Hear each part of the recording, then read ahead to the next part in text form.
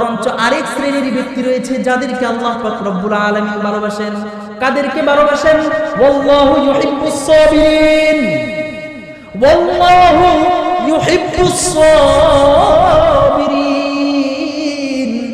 যারা ধৈর্য ধারণ করে, বিপদ বালা মুসিবতের মধ্যে ধৈর্য ধারণ করে, আল্লাহ পাক রব্বুল আলামিন তাদেরকেও ভালোবাসেন।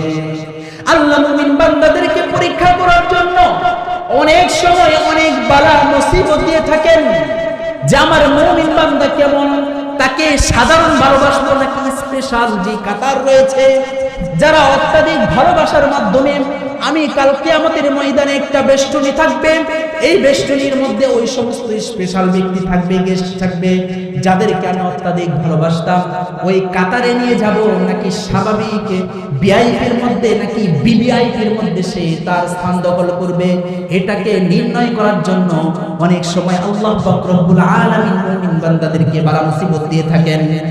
এই বালা মুসিবত যখন তার উপরে আসে, উপরে আসার পর যারা সাবিরিনদের অন্তর্ভুক্ত হবে, যারা সাবিরিনদের ধৈর্য ধারণকারীদের অন্তর্ভুক্ত হবে, আল্লাহ পাক রব্বুল আলামিন বলেন বালা মুসিবত আসবে বলে আলহামদুলিল্লাহ, তার ফসল কেটে গেছে, পড়ে গেছে, নষ্ট হয়ে গেছে, বলবে এটা আল্লাহ পাক রব্বুল আলামিনের পক্ষ থেকে আসছে, আলহামদুলিল্লাহ।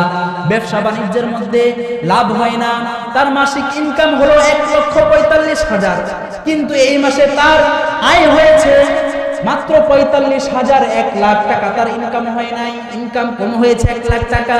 সে বলবে আল্লাহর পক্ষ থেকে এটা ফাইসালা। সে বলবে যে আমার স্ত্রীর টিউমার হয়েছে, আমার স্ত্রী অসুস্থতা, অনেকদিন যাবত আমার দাদা দাদি অসুস্থতায় কাতর হয়ে আছে। সে বলবে আলহামদুলিল্লাহ সুম্মা আলহামদুলিল্লাহ। এর থেকেও বড় বিপদ আল্লাহ পাক রব্বুল আলামিন অন্য পূর্ববর্তী আম্বিয়া কেরাম আলাইহিস সালাতু ওয়াস সালামদেরকেও দিয়েছিলেন। এই কথা বলে যারা সাবিরিনদের অন্তর্ভুক্ত হবে, আল্লাহ পাক